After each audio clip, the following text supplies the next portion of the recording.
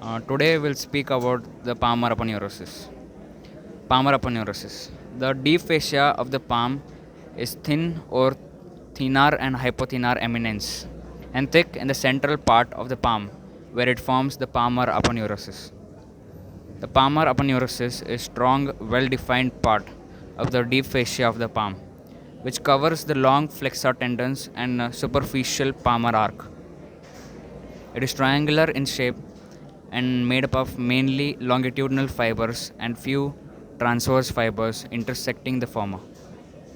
Its apex is directed proximally towards the wrist, and its base is directed distally towards the roots of the fingers. The features of palmar aponeurosis. The palmar aponeurosis presents the following features. First one, the apex.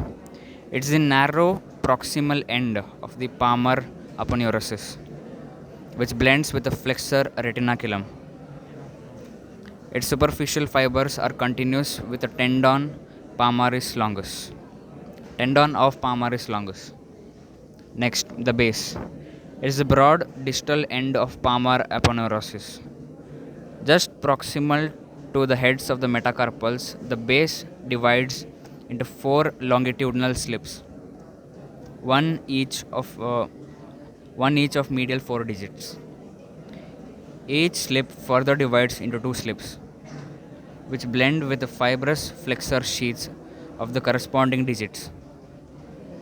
The digital nerve and vessels and tendons of lumbrical emerge through the intervals between the four longitudinal slips. Next, the medial border.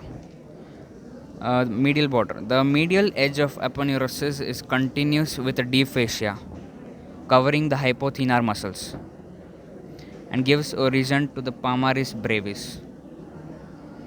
The medial palmar septum extends inwards from this edge to the fifth metacarpal. The intermediate palmar septum extends inwards from near this edge obliquely to the third metacarpal.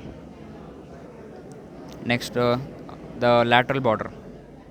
The lateral edge of the aponeurosis is continuous with the deep fascia covering the thenar muscles.